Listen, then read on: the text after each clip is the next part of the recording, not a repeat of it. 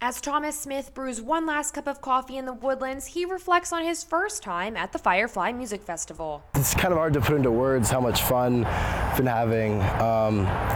It's just kind of like a big party, a big campsite. It's known as the Great Atlantic Campout. Mallory and Kaylee Andrews drove up from Ocean City for it and pitched a tent to camp for the first time. The wind picked up, and so we got a hole in the top, but we fixed it and it's standing now. And Mike, Julia, and Chris drove down from Philadelphia with a different camping tactic. We didn't think we could make the tent camping.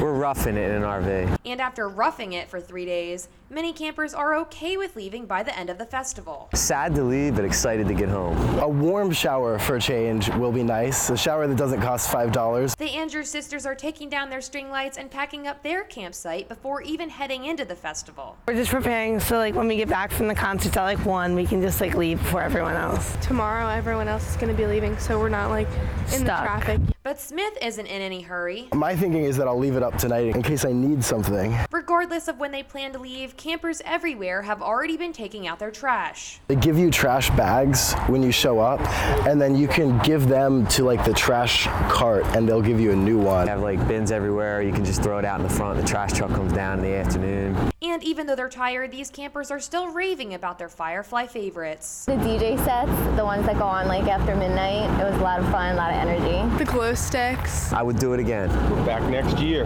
And as all of the stages are broken down and the trash is hauled away, many of the campers here say that they'll already be looking forward to coming back next year. With coverage you can count on, I'm Mallory Metzner in Dover for WBOC.